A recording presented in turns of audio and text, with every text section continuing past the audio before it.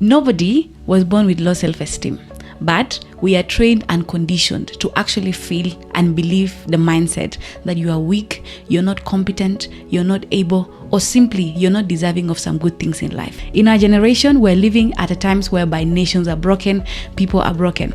But the real question is, why are nations broken? Nations are broken because people are broken. And don't forget, it is people who lead nations. So today, I'm going to talk to you about the battle of low self-esteem. So if it is your first time seeing me and you don't know me, my name is Sukeji Modi and I am your psychologist and a thought leader as well.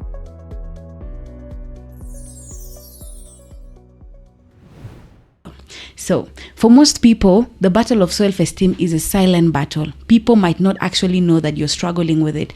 This is because every human being looks forward to tell the world that they are competent, they are able, or they don't have a weakness. All right? That means as a person, you actually don't want other people to know that you have a weakness. So that's why self-esteem becomes a battle. It is something that most people actually don't know. But now here's a train of thought. You need to even start and understand what self-esteem is. So self-esteem is simply how you see and view yourself. Or we can just say self-esteem is more like a tag on self-worth as a person. So if, for example, I ask you, if I want to buy you as a person, how much should I pay you? Now, if you mention any figure or any amount, it means that you have low self-esteem. Because as a person, you should be priceless. That is the cost of human life. And today, we're living in a world whereby people are battling low self-esteem every day. That's why our society is full of weeping and crying every day. We see a lot of people who are committing suicide. We see people who have given up in life. We see other people who have decided to venture into drugs. Yes, you can see that in your society.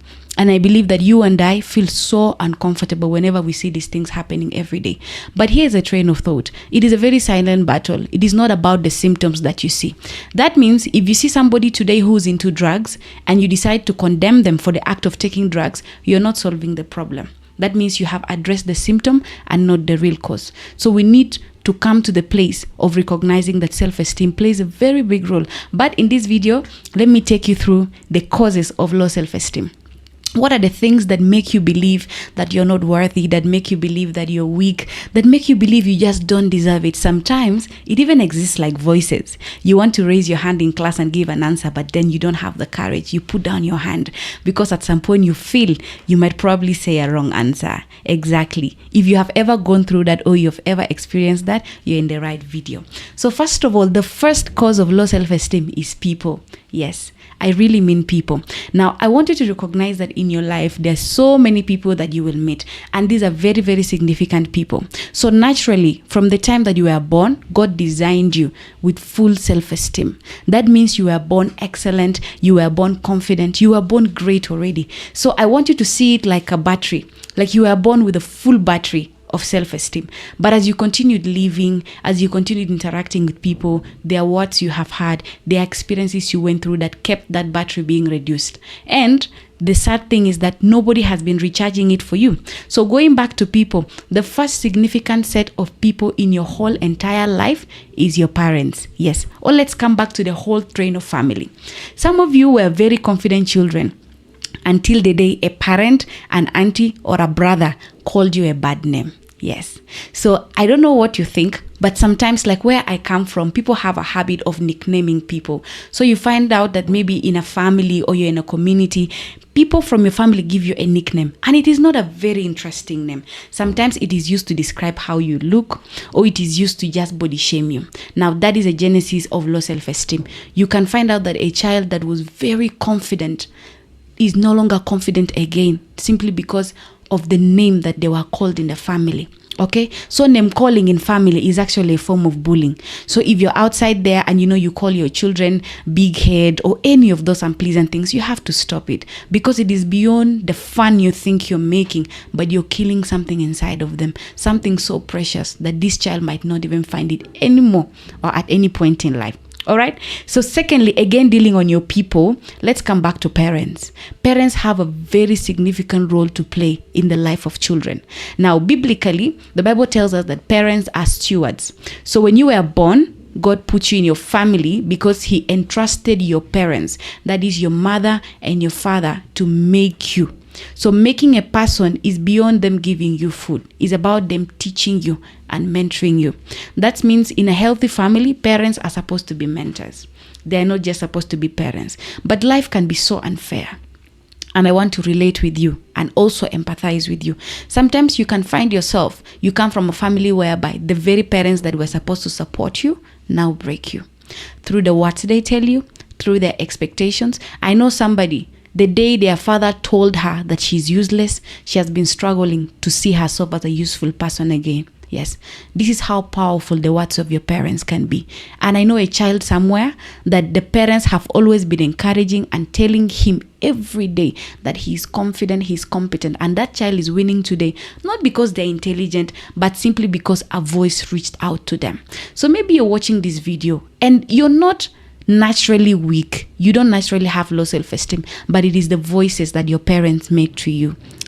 So I want you to also reflect deeply on that. And I want to remind you that maybe your parents too were broken. Now, Africa has a very interesting demography. This means that currently, in fact, statistics tells us that most Africans have low self-esteem.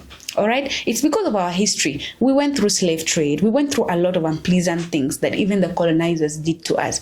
And don't expect anybody to rise up so strong after going through all that things. That's why today in Africa, we have a conversation of decolonizing the mind. Yes. All our countries are independent. Yes. But now the battle comes in decolonizing the mind. Some people have not yet moved to independence from their mind. This is what experiences can do to you as a person. So we have parents who have low self-esteem. That means even their parents call them names. Their parents were not there for them. And now they have given birth to a generation that they're also bleeding on. That means right now your parents can be talking you down or calling you names that have broken you. And if you don't fix your self-esteem, trust me, you will also call another child. You might not actually become a good parent. You're likely to be the same parent who will actually break the self-esteem of your own child. So it's also a time of reflection. Yeah. So self-esteem is something that you need to heal from in order to have a healthy family pattern. All right. So another interesting group of people that always break your self-esteem is teachers. Yes. Teachers. I know most of you have gone to school. All of us have that one teacher. I don't know if you reflect back to your life. Personally, when I was in school, I remember when I was in primary school, way back, I think when I was always in class, we had very tough teachers. And these are the kind of teachers who cane children around, and children just fear them naturally. And normally when that fear is there, children will never be confident. So it's always those who know themselves, quote unquote, to be intelligent that will participate in school or even in class. So being a teacher is actually a calling to mentor and nurture lives. Yeah. So now we're living in a very broken society. You come from a family, maybe your parents continue to give toxic words into you. You come back to school. Now, when you come to school, even your own teacher will talk you down. Now, in Africa, we have a very weird system in our education that we need to change as we continue to advance, because when a teacher calls you stupid, it is difficult to believe once again that you're intelligent. Yes. Or when a teacher compares you to another child in class when you got a low grade, it is very difficult to even believe once again that you can actually score higher than that. I have a story, true life story. I have an amazing friend who's a very intelligent person naturally, but she has been battling with low self-esteem. So that means when you bring the paperwork in class, she can pass. But when you try to tell her that she's intelligent, she will not believe you. All right? So when we looked back into her pattern, we noticed that some time back in school, actually a teacher called her that she was stupid. Yes. So that means if you're in the teaching career, you have to know that when you have children in class, it is beyond the grades that you give them. It is about planting something in those children. Now, let me tell you my story. When I was in primary 5, that was in my school in Uganda, I met an amazing teacher. So maybe at that point, I had low self-esteem. So personally, I have a personal experience with low self-esteem. I had low self-esteem. And if we meet today, you can almost not believe what I'm telling you, because I might probably look so confident. So when I met my teacher, I was in primary 5. He's called Teacher Alex. He saw the timid me, the broken me, The version of me that was even so afraid to say an answer in class. This is because I remember in my former school, I had very, very bitter teachers who made me even not to believe in myself at some point. But I remember when I joined that school, he spoke to me and he spoke highly of me.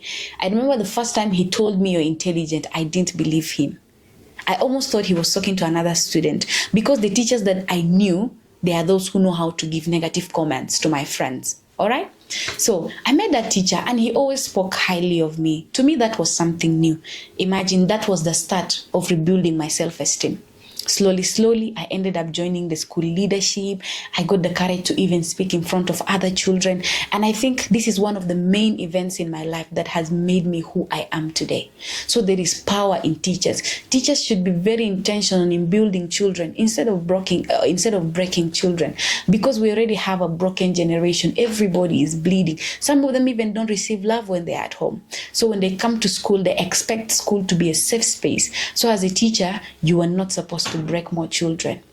You're not supposed to break them. You're supposed to be very intentional. In fact, as a teacher, if a child fails to find love at home, if you choose to be right as a teacher, you can build back that child. Yes, teachers are more like saviors. That's why those who are in the teaching profession need to be very intentional. I know children who love school more than home, because when they come home, they get broken. But when they go to school, they get encouraged every day.